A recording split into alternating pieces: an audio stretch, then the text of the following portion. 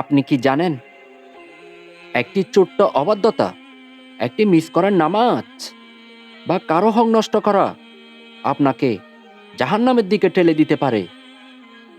এই বিষয়ে সহিহ হাদিসে রাসূল সাল্লাল্লাহু আলাইহি সাল্লাম বলেছেন, আমি জাহান্নাম দেখেছি, আর সেখানে অধিকাংশ মানুষ যারা আল্লাহর আদেশ অমান্য করত ও মানুষের হক নষ্ট করত। আজ আমরা দেখব কোন কোন কাজ আমাদের ভয়ঙ্কর পরিণতির দিকে নিয়ে যায়। আজকের সমাজে আমরা কতটা ভুল করছি। নামাজ পড়া বাদ দেওয়া, দোয়া ভুলে যাওয়া, মোবাইল, কাজ, আনন্দের দিকে ডুবে থাকা, স্বামী স্ত্রীর সম্পর্কে অবহেলা, স্বামীর বা স্ত্রীর হক আদায় হয় না, অবাধ্যতা, অমার্জনীয় আচরণ।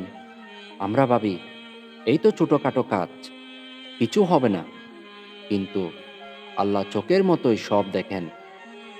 কোরআন হাদিসের আলোকে সূরা মাইদায় স্পষ্ট প্রমাণ রয়েছে।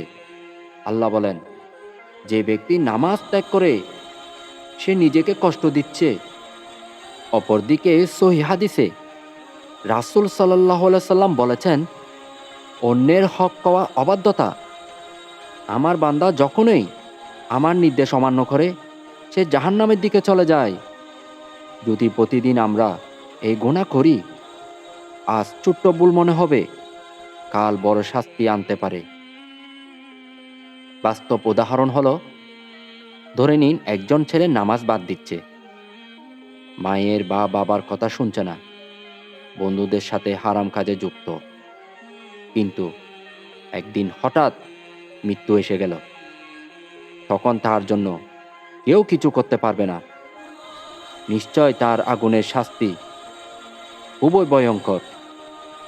এমন উদাহরণ সত্যি জীবন থেকে, এবং প্রতিটা আমাদের জন্য সতর্কবার্তা।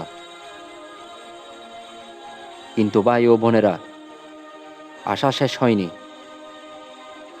আল্লাহ বলেন, হে আমার বান্দারা, তোমরা আমার রহমত থেকে নিরাশ হইও না।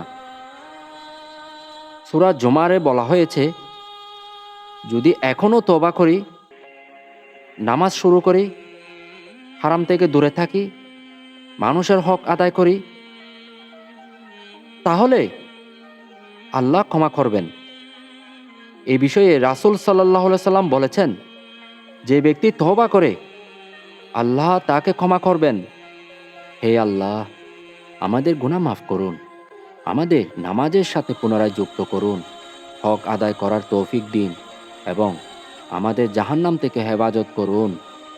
আমিন।